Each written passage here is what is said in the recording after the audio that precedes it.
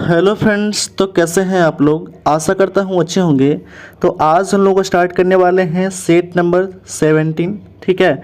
जो आपको बिहार पुलिस बिहार दरोगा का वैकेंसी आया है उसके लिए बहुत ही इंपॉर्टेंट फुल डिस्कशन के साथ आपको 50 क्वेश्चन जीके जीएस का कराया जाएगा, जो हम लोग एडिटोरिया का बुक से स्टार्ट किए थे। तो कृपया जो भी चैनल पर नए हैं वो सब्सक्राइब कर दें, लाइक कर दें, बेल आइकन दबा दें और अलग अलग रिलेटेड ग्रुप में शेयर कर दें। आते हैं हम लोग फर्स्ट क्वेश्चन की ओर। पहला क्वेश्चन है, फर्स्ट क्वेश्चन है वो दिया गया है कि वाक्य और अभिव्यक्ति की स्वतंत्रता के अंतर्गत निम्न से कौन शामिल होता है। ठीक है, ये बताना आपको कि वाक्य और अभिव्यक्ति की स्वतंत्रता के अंतर्गत निम्न से कौन शामिल होता है। तो ये शामिल होता है आपका प्रेस की स्वतंत्रता, प्रदर्शन विरोध का अधिकार, ठीक है, और क्या होता है चुप रहने की स्वतंत्रता। ये तीनों होता है। ऑप्शन नंबर क्या हो जाएगा, ऑप्शन नंबर डी हो जाएगा राइट आंसर। नेक्स्ट क्वेश्चन है, अगला प्रश्न दिया गया है कि संविधान के किस अनुच्छेद में यह वर्णित किया गया है कि राज्य का न्यायपालिका को कार्यपालिका से पृथक करेगा। ठीक है, संविधान के किस अनुच्छेद में यह वर्णित किया गया है कि राज्य न्यायपालिका को कार्यपालिका से पृथक करेगा। तो करेगा आपका अनुच्छेद 50 में इसका वर्णन किया गया है। अनुच्छेद 42 में क्या कहा गया है, तो अनुच्छेद 42 में जिक्र मिलता है राज्य की काम की न्याय संगत और मानवीय परिस्थिति का विवरण दिया गया है। ठीक है, अनुच्छेद 45 में क्या दिया गया है, तो सभी बालकों को 14 वर्ष तक के लिए निःशुल्क शिक्षा प्रदान किया जाएगा राज्य सरकार के द्वारा। ठीक है, अनुच्छेद 51 में जो है वो है आपका कि प्रत्येक नागरिक का यह कर्तव्य होगा कि वो अपने संविधान का पालन करे। ठीक है, नेक्स्ट क्वेश्चन है, अगला क्वेश्चन दिया गया है कि भारत की संसद में निम्न में से किससे मिलकर बनती है। तो भारत का जो संसद है वो किससे मिलकर के बनता है। तो ये बहुत ही इंपॉर्टेंट क्वेश्चन है। ठीक है, बहुत बार एग्जाम में पूछा गया है कि संसद के कितने अंग है, ऐसे पूछ लिया जाता है। तो क्या हो जाएगा, लोकसभा, राज्यसभा और राष्ट्रपति। ऑप्शन नंबर सी हो जाएगा राइट आंसर, 1, 2 और 3। ठीक है, नेक्स्ट क्वेश्चन है, अगला क्वेश्चन है कि संविधान सभा के मूल अधिकार अल्पसंख्यक एवं जनजातीय तथा बहिष्कृत प्रभावित क्षेत्रों के लिए परामर्शदाता समिति के अध्यक्ष कौन थे। तो परामर्शदाता समिति के जो अध्यक्ष थे वो थे आपका सरदार पटेल थे। कौन थे, सरदार पटेल थे। ऑप्शन नंबर सी हो जाएगा राइट आंसर। नेक्स्ट क्वेश्चन है, अगला क्वेश्चन दिया गया है वो है आपका कि निम्नलिखित में से कौन सा कथन प्रस्तावना के संदर्भ में सही है। ठीक है, तो सही कथन बताना है प्रस्तावना के संदर्भ में। पहला है आपका कि प्रस्तावना संविधान का एक भाग है। ठीक है, तो ये सही है। दूसरा जो है वो गलत है, यानी कि केवल ऑप्शन ए हो जाएगा राइट आंसर। ठीक है, नेक्स्ट क्वेश्चन है, अगला क्वेश्चन है कि देश के शासन में मूलभूत और विधि बनाने में इन तत्वों को लागू करना राज्य का कर्तव्य होगा। यह निम्न में से किसके संबंध में कहा गया था। तो यह जो कहा गया था वो कहा गया था राज्य के नीति निर्देशक तत्वों में कहा गया था। ठीक है, राज्य के नीति निर्देशक तत्व कहाँ से लिया गया है, तो आयरलैंड से लिया गया है। और इसका जिक्र कितने अनुच्छेद में है, तो अनुच्छेद 36 से लेकर के 51 में इसका जिक्र मिलता है। और यह भाग पूछेगा तो भाग जो है वो भाग 3 में भी इसका जिक्र मिलता है, भाग 3 में और अनुच्छेद 36 से 51 में। और ये कहाँ से लिया गया है, तो आयरलैंड के संविधान से लिया गया है। नेक्स्ट क्वेश्चन है वो देखते हैं। अगला क्वेश्चन है वो दिया गया है कि लोकसभा के उसके कार्यकाल की समाप्ति के पूर्व ही भंग किया जा सकता है। ठीक है, लोकसभा को उसके कार्यकाल के समाप्ति के पूर्व ही भंग किया जा सकता है। कैसे, तो पूर्व ही भंग किया जा सकता है मंत्रिपरिषद की सलाह पर राष्ट्रपति के द्वारा भंग किया जा सकता है। ऑप्शन नंबर सी हो जाएगा राइट आंसर। नेक्स्ट क्वेश्चन है, संयुक्त राष्ट्र के किस मुख्य अंग की सदस्यता संख्या संयुक्त चार्टर में संशोधन करके 2 बार बढ़ाई गई थी। ठीक है, संयुक्त राष्ट्र के किस मुख्य अंग की सदस्य संख्या संयुक्त चार्टर में संशोधन करके 2 बार बढ़ाई गई है। तो बढ़ाया गया था आर्थिक या सामाजिक परिषद का जो है वो 2 बार बढ़ाया गया संशोधन करके। ठीक है, ऑप्शन नंबर डी हो जाएगा राइट आंसर। नेक्स्ट क्वेश्चन है कि संविधान संशोधन अधिनियम द्वारा यह प्रावधान किया गया है कि राष्ट्रपति राष्ट्रीय आपातकाल की उद्घोषणा केवल मंत्रिमंडल की लिखित, ठीक है, सिफारिश प्राप्त होने पर ही कर सकता है। ठीक है, किस संविधान संशोधन में किस संविधान संशोधन अधिनियम में के द्वारा यह प्रावधान किया गया है कि राष्ट्रपति राष्ट्रीय आपातकाल की उद्घोषणा केवल मंत्रिमंडल की लिखित सिफारिश प्राप्त होने पर ही कर सकता है। तो है आपका अनुच्छेद, ठीक है, उस क्या संविधान संशोधन, तो 44वां संविधान संशोधन। ये कब हुआ था, तो हुआ था 1971 में हुआ था, 1978 में हुआ था। ध्यान रखिएगा। 42वां संविधान संशोधन कब हुआ था, तो हुआ था 1976 में हुआ था। ठीक, 1976 में हुआ था ये। ठीक है, नेक्स्ट क्वेश्चन है, अगला क्वेश्चन है कि एमाइलेज, ठीक है, एंजाइम का स्राव किसके द्वारा होता है?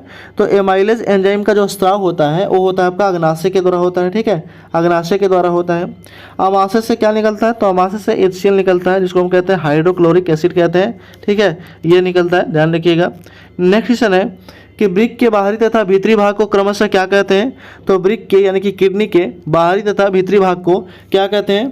तो कार्टेक्स और मेडुला कहते हैं। क्या कहते हैं? कार्टेक्स और मेडुला कहते हैं। ऑप्शन नंबर ए हो जाएगा राइट आंसर। नेक्स्ट क्वेश्चन है कि रक्त शर्करा को नियंत्रित करने के लिए इंसुलिन का स्राव किस ग्रंथि से होता है?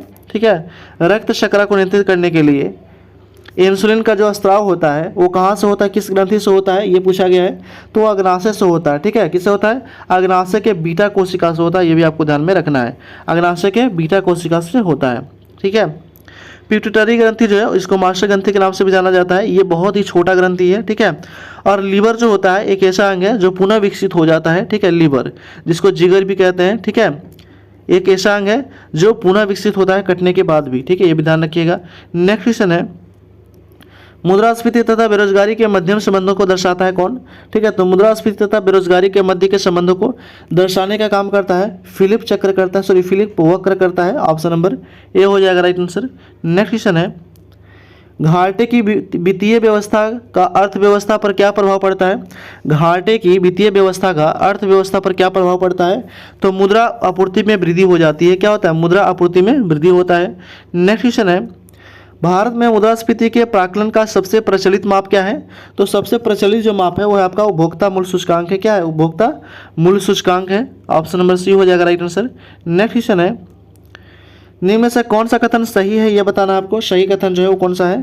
भारतीय रिजर्व बैंकों का राष्ट्रीयकरण 1 जनवरी 1950 को किया गया था, ये गलत है। दूसरा है कि भारतीय रिजर्व बैंक का लेखा वर्ष अप्रैल और मार्च में होता है, तो ये भी गलत है। यानी कि दोनों कथन गलत है, ना तो ये ना ही दो कोई भी सही नहीं है, ठीक है। नेक्स्ट हम लोग क्वेश्चन देखते हैं। अगला क्वेश्चन है निम्न में से कौन सा व्यापक मुद्रा कहलाता है? ठीक है, तो व्यापक मुद्रा जो है वो कहलाता है आपका M3 जो है उसको व्यापक मुद्रा कहते हैं, ठीक है, या करेंसी। नेक्स्ट क्वेश्चन है अगला प्रश्न है कि RBI का लेखा वर्ष क्या होता है? तो RBI का लेखा वर्ष होता है आपका कब? तो 1 जुलाई से 30 जून होता है। क्योंकि 1 जुलाई से 30 जून होता है। RBI एक टर्म आया, RBI का फुल फॉर्म होता है रिजर्व बैंक ऑफ इंडिया। क्या होता है? रिजर्व बैंक ऑफ इंडिया होता है। RBI की स्थापना होता है 1 अप्रैल 1935 में स्थापना होता है, ठीक है। एक्ट पूछेगा कौन सा एक्ट के तहत? तो एक्ट था 1934 यानी कि 1934 एक्ट के तहत 1935 में इसका स्थापना होता है। इसका हेड क्वार्टर कहाँ है? तो मुंबई में है, ठीक है, ध्यान रखिएगा। और इसका लोगो में जो है वो एक ताड़ का पेड़ और एक रॉयल बंगाल टाइगर है, ये भी आपको ध्यान में रखना है। और ये जो RBI की स्थापना हुआ था ये कौन सी समिति के सिफारिश पे किया गया था? तो यंग हिल्टन समिति के सिफारिश पे, ये भी आपको ध्यान में रखना है। नेक्स्ट क्वेश्चन है अगला क्वेश्चन दिया गया है कि भौतिक मानचित्र में निम्न में से किसे शामिल किया जाता है? तो भौतिक मानचित्र में शामिल किया जाता है किसको? तो पर्वत को, पठार को, मैदान को, महासागर को, ठीक है, ये सभी को शामिल किया जाता है, ठीक है। ऑप्शन नंबर बी हो जाएगा 1 2 3 4। नेक्स्ट क्वेश्चन है अगला क्वेश्चन दिया गया कि निम्नलिखित में से कौन सुमेलित नहीं है, ये बताना है। सुमेलित कौन सा नहीं है? केंद्रमुख जो है वो लोहा उत्पादक है, ये सही है। कोलार जो है वो सोना उत्पादक है, ये भी सही है। कोडरमा जो है वो चांदी के लिए फेमस नहीं है, तो क्या है? तो कोडरमा जो है वो अबरक के लिए फेमस है। क्या है? अबरक उत्पादन होता है यहाँ पे, ये भी ध्यान रखिएगा। जावर जो है वो सीसा में जस्ता के लिए प्रसिद्ध है, ये सही है, यानी कि ऑप्शन नंबर सी हो जाएगा राइट आंसर। कोडरमा किसके लिए प्रसिद्ध है? तो अबरक के लिए, ये भी आपको ध्यान में रखना है, जो कहाँ है आपका? झारखंड राज्य में है। नेक्स्ट क्वेश्चन है कि पूर्व गरीबी का क्या अभिप्राय है? तो पूर्व गरीबी का जो अभिप्राय है वो है कि पूर्णतः गरीबी लोगों की संख्या के रूप में गरीबी। ऑप्शन नंबर ए हो जाएगा राइट आंसर। नेक्स्ट क्वेश्चन है अगला प्रश्न दिया गया है वो है आपका कि भारत में कौन सा शहर सबसे पारंपरिक कढ़ाई शैलियों में से एक चिकनकारी के लिए विश्व प्रसिद्ध है? ठीक है, भारत में कौन सा शहर सबसे पारंपरिक कढ़ाई शैलियों में से एक चिकनकारी के लिए विश्व प्रसिद्ध है? तो कौन सा प्रसिद्ध है? वो आपका लखनऊ प्रसिद्ध है। लखनऊ को नवाबों का शहर के नाम से भी जाना जाता है और लखनऊ जो है वो यूपी का राजधानी भी है, ये भी आपको ध्यान में रखना है। लखनऊ जो है वो गोमती नदी के किनारे बसा है, ये भी आपको ध्यान रखिएगा। उदयपुर को श्वेत सिटी कहते हैं, ठीक है, ध्यान रखिएगा। उदयपुर को श्वेत सिटी के नाम से, श्वेत शहर के नाम से भी जाना जाता है। हैदराबाद जो है, हैदराबाद आंध्र प्रदेश का कैपिटल है, ठीक, सो ये अब तेलंगाना का कैपिटल हो चुका है। और हैदराबाद जो है वहाँ पे क्या है? तो हैदराबाद में DNA फिंगरप्रिंटिंग टेस्ट जो है वहाँ पे वहीं पे होता है हैदराबाद में, ठीक है, ये भी ध्यान रखिएगा। नेक्स्ट क्वेश्चन है अगला क्वेश्चन वो दिया गया है कि निम्न में से कौन सा देश स्थलरूढ़ देश है। स्थलरूढ़ देश कौन सा है, वो है आपका स्विट्जरलैंड जो है वो स्थलरूढ़ देश है, ठीक है, स्विट्जरलैंड। स्विट्जरलैंड की राजधानी कहाँ है, तो बर्न है, ध्यान रखिएगा बर्न है। और इसका जो करेंसी है वो है क्या है, फ्रैंक है, ठीक है, फ्रैंक है इसका करेंसी। फ्रांस की राजधानी है पेरिस और इसका जो करेंसी है वो है आपका यूरो है, ठीक है, क्या है, यूरो। और इटली का राजधानी है रोम और इसका जो करेंसी है ये भी यूरो है, ठीक है। और जर्मनी का जो राजधानी वो है बर्लिन है और इसका जो भी करेंसी क्या है, तो यूरो है। ये भी ध्यान में रखना है आपको। नेक्स्ट क्वेश्चन है, अगला निम्न से कौन सी नदी हिमालय की पूर्वोत्तर नदी है, ठीक है। तो कौन सी नदी है, वो आपका सिंधु है, सतलज है और ब्रह्मपुत्र नदी है, ठीक है। पूछा गया था क्वेश्चन कि हिमालय की पूर्वोत्तर नदी कौन सा है, तो सिंधु, सतलज और ब्रह्मपुत्र नदी है। इसका लंबाई जो है वो कितना है, तो इसका लंबाई है आपका 3180 किलोमीटर, ठीक है, 3180 किलोमीटर में सभी है। ये है आपका 2900 किलोमीटर, ठीक है, ब्रह्मपुत्र नदी की लंबाई। और सतलज नदी की लंबाई जो है वो आपका 1450 किलोमीटर है, ठीक है, ये भी आपको ध्यान में रखना है। नेक्स्ट क्वेश्चन है, अगला क्वेश्चन दिया गया है कि अंतर्राष्ट्रीय तिथि रेखा किस महासागर से होकर के गुजरता है। तो अंतर्राष्ट्रीय तिथि रेखा जो है वो प्रशांत महासागर से होकर के गुजरता है, ये भी आपको ध्यान में रखना है, ठीक है। नेक्स्ट क्वेश्चन है, अगला क्वेश्चन दिया गया कि कर्क रेखा निम्न में से किन देशों से होकर के नहीं गुजरता है। तो कर्क रेखा जो है वो ब्राजील से होकर के नहीं गुजरता है, ये अभी आपको ध्यान में रखना है। ब्राजील की राजधानी है ब्रासिलिया, ये भी ध्यान रखिएगा। नेक्स्ट क्वेश्चन है, अगला क्वेश्चन है कि निम्न में से कौन सा भारतीय राज्य 3 देशों के साथ सीमा रेखा नहीं बनाता है। तो वो है आपका कौन सा, तो वो है आपका मिजोरम, ठीक है। मिजोरम जो है वो भारतीय राज्य है जो तीनों देशों के साथ सीमा रेखा नहीं बनाता है, बाकी सभी बनाता है। कौन सा, अरुणाचल प्रदेश, सिक्किम और पश्चिम बंगाल, ये 3 देशों के साथ सीमा बनाती है। अरुणाचल प्रदेश का जो स्थापना हुआ था वो हुआ था आपका कब, 1987 में हुआ था। सिक्किम की स्थापना हुआ था 1975 में, ये सभी को पता होना चाहिए, ठीक है। और पश्चिम बंगाल, तो पश्चिम बंगाल का वो 1947 में हुआ था इसका स्थापना, ठीक है। नेक्स्ट क्वेश्चन है, अगला क्वेश्चन, प्रति चक्रवात की विशेषता क्या होती है। तो प्रति चक्रवात की विशेषता होती है स्वच्छ आसमान होता है। कैसा होता है, स्वच्छ आसमान होता है। ऑप्शन नंबर डी हो जाएगा राइट आंसर। नेक्स्ट क्वेश्चन है, प्रथम गवर्नर जनरल वारन हेस्टिंग की काउंसिल में कौन एक सदस्य नहीं था, ठीक है। प्रथम गवर्नर जनरल वारन हेस्टिंग के काउंसिल में कौन एक सदस्य नहीं था, तो आपका वेंसी टॉट जो था वो एक सदस्य नहीं था। वारन हेस्टिंग का कार्यकाल कब से कब तक था, वारन हेस्टिंग का कार्यकाल था 1774 से 85 तक था, ठीक है, ये भी ध्यान रखिएगा। नेक्स्ट क्वेश्चन है, अगला प्रश्न है कि निम्नलिखित में से किसने उर्दू तहजीबुल अखलाक नामक मासिक पत्रिका प्रारंभ किया था। तो उर्दू में तहजीबुल अखलाक नामक मासिक पत्रिका जो था वो प्रारंभ किया था सर सैयद अहमद खान के द्वारा। ऑप्शन नंबर सी हो जाएगा राइट आंसर। नेक्स्ट क्वेश्चन है, अगला प्रश्न है कि निम्नलिखित में से कौन एक सुमेलित नहीं है, ये बताना है आपको। यहाँ पे दिया गया है कि सुरेंद्र बनर्जी इंडिया टुडे के राइटर हैं, तो ये सही नहीं है। इंडिया टुडे के कौन है, तो विद्या विलास पुरी हैं, ठीक है, विद्या विलास पुरी, आपको लिख लीजिएगा कहीं पे, विद्या विलास पुरी हैं। Jawaharlal Nehru discovery of India इनके द्वारा लिखा गया था, इनका पुस्तक है। Subhash Chandra Bose fighter for freedom इनके द्वारा है। और Pattabhi Sitaramayya history of Indian national Congress, तो ये भी सही है, बाकी तीनों सही है। ये जो था वो क्या था, गलत था। इंडिया टुडे इंडिया टुडे का राइटर कौन है, तो वो आपका विद्या विलास पुरी है, ठीक है। जितना भी आपको क्वेश्चन कराया जा रहा है ये most important Bihar SSC, Bihar दरोगा, बिहार पुलिस का जो एग्जाम आने वाला है या अदर कॉम्पिटिटिव का जिसका भी एग्जाम का आप तैयारी कर रहे हैं उसके लिए ये मोस्ट इंपॉर्टेंट है, ठीक है। तो कृपया जो भी अभी तक चैनल को सब्सक्राइब नहीं किए हैं वो कृपया सब्सक्राइब कर दें, लाइक कर दें, बेल आइकन दबा दें और अलग अलग रिलेटेड ग्रुप में शेयर कर दें। बाकी जो प्रैक्टिस सेट नहीं देखे हैं उनके लिए प्लेलिस्ट भी बना दिया गया है और प्लेलिस्ट का लिंक इस वीडियो के डिस्क्रिप्शन में दे दिया गया है, तो वहाँ से जाकर के आप देख सकते हैं। इसका PDF आपको व्हाट्सएप ग्रुप पे प्रोवाइड कर दिया जाएगा। व्हाट्सएप ग्रुप का लिंक इस वीडियो के डिस्क्रिप्शन में दे दिया गया है, तो वहाँ से जाकर के आप ज्वाइन कर लीजिएगा। आते हैं हम लोग नेक्स्ट क्वेश्चन की ओर कि अष्टदिग्गज किसके दरबार में रहते थे। तो अष्टदिग्गज जो थे वो आपके किसके दरबार में, तो कृष्णदेव राय के दरबार में रहते थे, ठीक है। कृष्णदेव राय का जो कार्यकाल था वो 1509 से लेकर के 1529 तक था।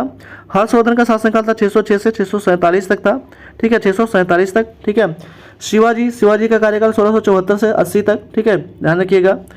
नेक्स्ट क्वेश्चन है, अगला क्वेश्चन है कि पहली बार किसके सती होने का प्रमाण कहाँ से प्राप्त होता है, ठीक है। पहली बार किसी के सती होने का प्रमाण कहाँ से प्राप्त होता है, तो भानुगुप्त के एरन अभिलेख से प्राप्त होता है, ठीक है, 510 ईस्वी में, ठीक है, 510 ईस्वी में ये जो था ये जिक्र मिलता है कि भानुगुप्त का एक एरन अभिलेख था 510 ईस्वी में खोजा हुआ था, और इसमें जो था लिखा गया था, और इसी में जो था पहली बार किसी को सती होने का प्रमाण जो है वो साक्ष्य में दिया गया था। नेक्स्ट क्वेश्चन है, अगला प्रश्न है कि किसी युद्ध के पश्चात बाबर ने गाजी का उपाधि धारण किया था। किस युद्ध के पश्चात बाबर ने गाजी का उपाधि धारण किया था? तो खनवा का युद्ध में बाबर ने गाजी का उपाधि धारण किया था। खनवा का युद्ध हुआ था कब? 1527 में हुआ था। पर पानीपत का प्रथम युद्ध हुआ था 1526 में हुआ था, ध्यान रखिएगा, ठीक है। और चंदेरी का युद्ध कब होता है? 1528 में होता है, 1528 में। और घाघरा का युद्ध होता है 1529 में। इसका ट्रिक है कि पानी पिया, खाना खाया, चल दिया घर, ये सभी जो है वो बाबर के द्वारा लड़ा गया युद्ध है। पहला है पानीपत का युद्ध, दूसरा है खनवा का युद्ध, तीसरा चंदेरी का युद्ध, और चौथा है घाघरा का युद्ध। पहले तो पानीपत का युद्ध कब हुआ था? 1526 में, ठीक है, सीरीज वाइज है। खनवा का युद्ध 1527 में, चंदेरी का युद्ध 1528 में, और घाघरा का युद्ध 1529 में हुआ था। ये आपको ध्यान में रखना है। और 1530 में क्या हुआ था? तो ये जो था वो बाबर जो था वो मर गया था। नेक्स्ट क्वेश्चन है, अगला क्वेश्चन है कि पूरा पाषाण युग के प्राप्त उपकरणों का विचार किस करना है, ठीक है। तो कौन सा होगा? तो ये हो जाएगा आपका बेधक होगा, खुरचनी होगा, और हाथ की कुल्हाड़ी होगा। ब्लेड नहीं था उस टाइम, ठीक है, ब्लेड का जो है वो इन्वेंट नहीं किया गया था। ऑप्शन नंबर डी हो जाएगा राइट आंसर। नेक्स्ट क्वेश्चन है, अगला क्वेश्चन है कि भारत के सुप्रीम कोर्ट में न्यायाधीशों की संख्या कैसे बढ़ाई जा सकती है? भारत में सुप्रीम कोर्ट के न्यायाधीशों की संख्या कैसे बढ़ाई जा सकती है? तो बढ़ाई तो संसदीय कानून के द्वारा बढ़ाया जा सकता है। ऑप्शन नंबर बी हो जाएगा राइट आंसर। नेक्स्ट क्वेश्चन है, लाठी क्लब की स्थापना निम्नलिखित में से किसने किया था? तो लाठी क्लब की जो स्थापना किया गया था बाल गंगाधर तिलक के द्वारा किया गया था, लाठी क्लब की स्थापना, ठीक है। लाला लाजपत राय की मृत्यु हुआ था कब? ठीक है, तो लाला लाजपत राय का जो निम्नलिखित में से कौन चतुराई पूर्ण निष्क्रियता की नीति के साथ जुड़ा हुआ है? ठीक है, निम्नलिखित में से कौन चतुराई पूर्ण निष्क्रियता नीति के साथ जुड़ा हुआ है? तो जुड़ा हुआ है John Lawrence. Option number D हो जाएगा राइट आंसर। जॉन लॉरेंस जो था, यही जो था वो शिमला को ग्रीष्मकालीन राजधानी बनाया था, ठीक है, शिमला को ग्रीष्मकालीन राजधानी बनाया था कब? 1864 में। ये भी आपको ध्यान में रखना है, ठीक है। लॉर्ड डलहौजी के द्वारा जो था वो डॉक्ट्राइन ऑफ लैप्स की नीति अपनाया गया था, ठीक है, राज्य हड़प नीति जिसको कहते हैं, ठीक है, ध्यान रखिएगा। वारन हेस्टिंग, इसका 1774 से 85 तक कार्यकाल था, ठीक है, यानी कंपनी का अधीन बनने वाला प्रथम गवर्नर जनरल जो था वो वारन हेस्टिंग था। ये भी आपको ध्यान में रखना है। नेक्स्ट क्वेश्चन है, अगला क्वेश्चन कि निम्नलिखित में से किस सिख गुरु ने अकाल तख्त की स्थापना किया था? तो अकाल तख्त की स्थापना किया गया था आपका किसके द्वारा? गुरु गोविंद सिंह, गुरु हरगोविंद सिंह के द्वारा जो था, हरगोविंद के द्वारा स्थापित किया गया था अकाल तख्त का, ठीक है। गुरु गोविंद सिंह जो थे उनका जो था वो कार्यकाल कब से कब तक? तो 1666 से 1708 तक था, ठीक है। गुरु गोविंद सिंह का जो जन्म हुआ था वो हुआ था आपका पटना सिटी में हुआ था, पटना साहिब जिसको कहते हैं, ठीक है। नेक्स्ट क्वेश्चन है, अगला क्वेश्चन है कि जालियांवाला बाग हत्याकांड के विरोध में वायसराय की कार्यकारिणी परिषद की सदस्यता किसने इस्तीफा दे दिया था? ठीक है, जालियांवाला बाग हत्याकांड के विरोध में वायसराय की कार्यकारिणी परिषद की सदस्यता से किसने इस्तीफा दिया था? तो इस्तीफा दिया था आपका शंकर नायर ने जो था इस्तीफा दे दिया था, ठीक है। नेक्स्ट क्वेश्चन है, प्रथम दिल्ली दरबार का आयोजन किस गवर्नर जनरल के काल में किया गया था? तो प्रथम दिल्ली दरबार का आयोजन किया गया था लॉर्ड लिटन के कार्यकाल में, ठीक है। ऑप्शन नंबर ए हो जाएगा राइट आंसर। नेक्स्ट क्वेश्चन है, अगला क्वेश्चन दिया गया है कि शक्ति का बीमीय सूत्र क्या होता है? तो शक्ति का बीमीय सूत्र होता है आपका ml² 10/3 होता है। ऑप्शन नंबर सी हो जाएगा राइट आंसर। नेक्स्ट क्वेश्चन है, अगला क्वेश्चन दिया गया है कि निम्नलिखित में से किस रंग के प्रकाश का पौधा द्वारा तीव्र अवशोषण होता है? तो पौधों के द्वारा तीव्र अवशोषण होने वाला जो प्रकाश है वो कौन सा है? वो है आपका नीला और लाल है। कौन सा है? नीला और लाल है। नेक्स्ट क्वेश्चन है, अगला प्रश्न है कि गन मेटल किसका मिश्र धातु है? तो गन मेटल जो है CuSn और Zn का मिश्रण है, CuSn और Zn का मिश्रण है। ऑप्शन नंबर ए हो जाएगा राइट आंसर। नेक्स्ट क्वेश्चन है, किस उत्प्रेरक की उपस्थिति में खाद्य वनस्पति तेल वसा में परिवर्तित किए जाते हैं? तो परिवर्तित किया जाता है किसकी उपस्थिति में? तो निकेल की उपस्थिति में, ठीक है। निकेल की उपस्थिति में जो है ये खाद्य वनस्पति को तेल वसा में परिवर्तित किया जाता है। ऑप्शन नंबर बी हो जाएगा राइट आंसर। नेक्स्ट क्वेश्चन है 46 नंबर क्वेश्चन, वो दिया है कि नेत्रदान में कौन सा भाग दान किया जाता है? तो किया जाता है कॉर्निया जो है वो दान किया जाता है, नेत्र भाग में कॉर्निया जो है वो दान किया जाता है। नेक्स्ट क्वेश्चन है, निम्न में से कौन सही नहीं है ये बताना है, ठीक है। तो दिया गया पहला कि तापमान के बढ़ने से वायु की ध्वनि का वेग क्या हो जाता है? बढ़ता है, तो ये सही है पहला, ठीक है। दूसरा है कि वायु में ध्वनि का वेग दाब बढ़ने पर निर्भर नहीं करता है, ठीक है, तो ये भी सही है। तीसरा कि आर्द्रता के बढ़ने पर वायु की ध्वनि का वेग कम हो जाता है, ये गलत है, ठीक है। तो यानी कि ऑप्शन नंबर सी हो जाएगा राइट आंसर। यानी कि क्या होता है कि आर्द्रता के बढ़ने पर वायु का ध्वनि का वेग क्या हो जाता है? ये भी बढ़ जाता है। आयाम तथा आवृत्ति के परिवर्तन में वायु में ध्वनि का भी क्या हो जाता है, प्रभावित नहीं होता है। तो यह भी सही है, यानी कि ऑप्शन नंबर सी हो जाएगा राइट आंसर। नेक्स्ट क्वेश्चन है, अगला क्वेश्चन है कि प्रतिवर्ती धारा को दिश धारा में परिवर्तित करने है तो युक्ति को कहते हैं, क्या कहते हैं, ठीक है। यानी कि एसी को डीसी में बदलने के लिए जो युक्ति है उसको क्या कहते हैं, तो वो है आपका कौन सा, वो है रेक्टिफायर है, क्या है रेक्टिफायर, जो एसी को डीसी में कन्वर्ट करता है, ठीक है। नेक्स्ट क्वेश्चन है, अगला क्वेश्चन दिया गया कि सूची 1 और सूची 2 को सुमेलित करना है। यहाँ पे दिया गया है, ठीक है, एंजाइम, ठीक है, यहाँ पे जो है वो सुमेलित करना है। तो पहला क्या हो जाएगा, तो पहला हो जाएगा आपका लाइपेज जो है वो वसा का विघटन एंजाइम है, ऑप्शन नंबर ए का हो जाएगा 4। ट्रिप्सिन जो है वो क्या है, तो ट्रिप्सिन जो है वो है आपका प्रोटीन का पाचन करता है। एमाइलेज का काम क्या है, तो एमाइलेज का जो काम है वो आपका कार्बोहाइड्रेट का पाचन करता है। और इजेप्सिन का काम है आपका पॉलीपेप्टाइड को अमीनो एसिड में कन्वर्ट करता है। ऑप्शन नंबर ए हो जाएगा राइट आंसर, ठीक है।